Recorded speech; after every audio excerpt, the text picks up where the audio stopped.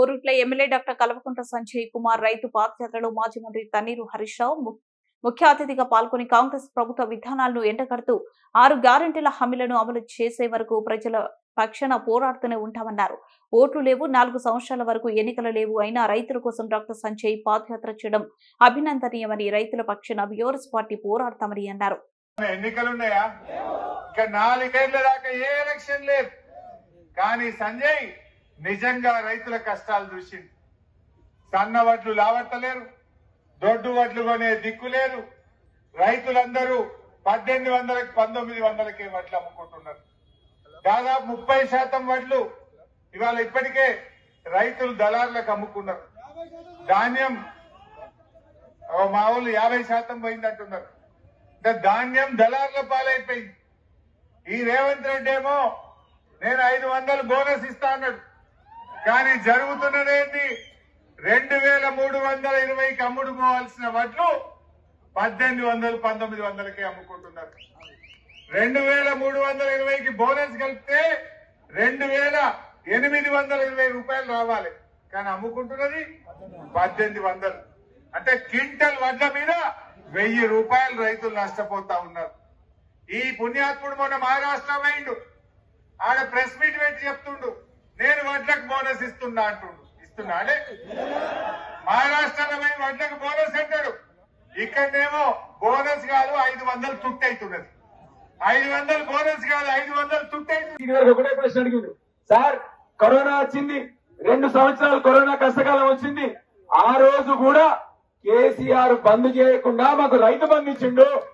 ఈ మొగోడు ఎందుకు ఇస్తలేడు సార్ అని అడిగారు వాళ్ళందరూ కూడా. మహిళలు కలిసిండ్రు, ముసలమ్మ ఏడ్చింది. హరీష్ రావుని పట్టుకొని ఒక ముసలమ్మ ఏడ్చింది.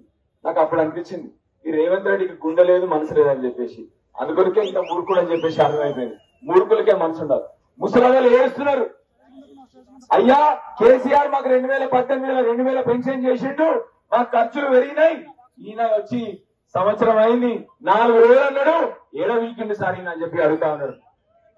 విద్యార్థులు వచ్చిండ్రు, సార్ మాకు 5 లక్షల కార్డు ఇస్తాను సార్, మా స్కాలర్షిప్ కూడా దిక్కులేదని చెప్పి వచ్చినారు. ఇప్పుడు మత్స్యకారులు వచ్చిండ్రు, సార్ కేసీఆర్ ఆగస్టు నెలలో మా అందరికి చేపలు ఇస్తుండే సార్, ఇప్పుడు వీళ్ళు నవంబర్ వచ్చింది, ఇప్పటికి కూడా చాలా మంది కూడా మాకు చేపలు ఇయ్యారు సార్, కొంచెం మీరు అడుగుడు సార్ అని చెప్పి వాళ్ళు వచ్చిండ్రు. కొల్లపూర్ మీరు వచ్చిండ్రు. ఇట్లా అన్ని రంగాల వాళ్ళు మాకు ఇప్పుడు దారి పొడిగా వచ్చింది. ఒకటే విషయం అడుగుతా ఉన్నాను నేను ముఖ్యమంత్రి గారిని, ఎప్పుడు చేస్తారు? కావాల్సే మా పేగులు తీసుకుంటారా? తీసుకోరు. మీరు మమ్మల్ని కొడతారా? కొట్టుంది. మమ్మల్ని బాంబులు వేస్తారా? వేయండి. కానీ మేము మిమ్మల్ని ప్రశ్నిస్తూనే ఉంటాం, తప్పకుండా ప్రశ్నిస్తాం. ఇంకొకటి, ఇవాళ నా దోస్తు పొద్దున్నే నేను ఇవాళ పాదయాత్ర చేస్తున్నా అంటే నా దోస్తు ఒక న్యూస్ పేపర్కి వెళ్ళి ఆర్టికల్ పంపించింది. ఇవాళ అది ఏముందంటే, ఈనాడు పేపర్ వచ్చింది, ఇవాళ పొద్దున్న వచ్చింది, రైతులను ఇబ్బంది పెట్టే వారిపై కఠిన చర్యలు, ముఖ్యమంత్రి సీఎం రేవంత్ రెడ్డి. మరి ఎవరి మీద చర్యలు తీసుకోవాలి మనం? ఎవరి మీద చర్యలు తీసుకోవాలి మనం? ఆయన ఇచ్చిన దానికే ఆయన మీదనే చర్యలు తీసుకోవాలి. రెండోది, ఇంకొకటి నేను ముగిస్తా, హరీష్ గారు మాట్లాడాలి. కొందరు కాంగ్రెస్ నాయకులు మనం ఇవాళ ఈ పాదయాత్ర చేస్తుంటే మాటలు మాట్లాడింది, వాళ్ళ గురించి వ్యక్తిగతంగా మాట్లాడగాని వాళ్ళు మాట్లాడిన మాటలు మీకు ఒక్కసారి వినిపిస్తాం. ఇంకొకసారి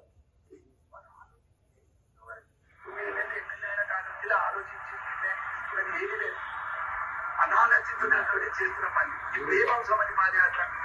నిజంగానే ఎలక్షన్స్ ఉన్నాయి,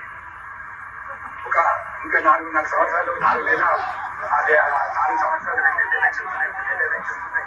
ఒక 6 నెలల ముందు నిజంగా రైతులకు అన్యాయం జరిగింది. 4.5 సంవత్సరాల జరిగిందని పాదయాత్ర చేస్తే దాన్ని సారీ నేను పేరు చెప్పా, మీరు పేరు